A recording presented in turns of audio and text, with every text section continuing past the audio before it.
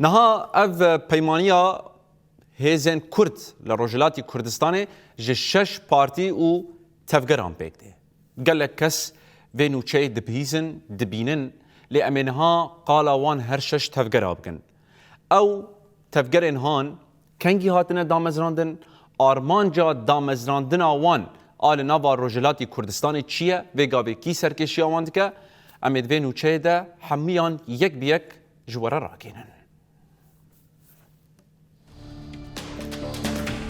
پارتیا دموکراتا کردستان ایران پارتیا هری کبنه سال 1945 لمهاباته به دروشمه جبو ایران دموکراسی و جبو کردستان جی خوره ببری هات دامزراندن مصطفى هجری سروک اوی پارتیه. کامله کردستان ایران سال 1969 هاتیه دامزراندن و تفگرک سوسیال دموکراته سروک پارتی عبدالله مهتدیه اف پارتی تقضی لسر هفکاریا به مخالفت ایران رد که.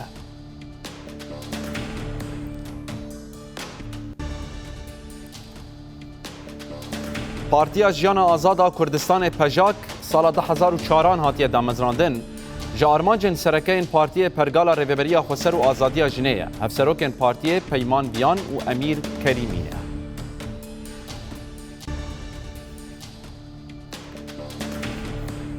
پارتی آزادیا کردستان پاک سال 1991 هاتیه دامزراندن و حسین یزدان پنا سروک پارتیه دروشمه پاک سرخوبونا کردستانه.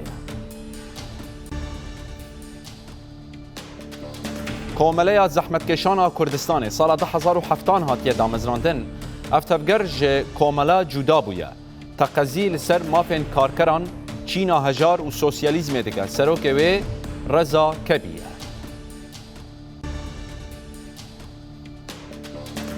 سازمان خبات یا کردستان ایران سال 1908 هاتیه دامزراندن او تفگره که نتوه اولیه و باوری خواه به وقتاندن اول جدولت تینه سروک و باب شیخ حسینیه یکانه هزا اسلامی یا دنابا هف پیمانیه ده.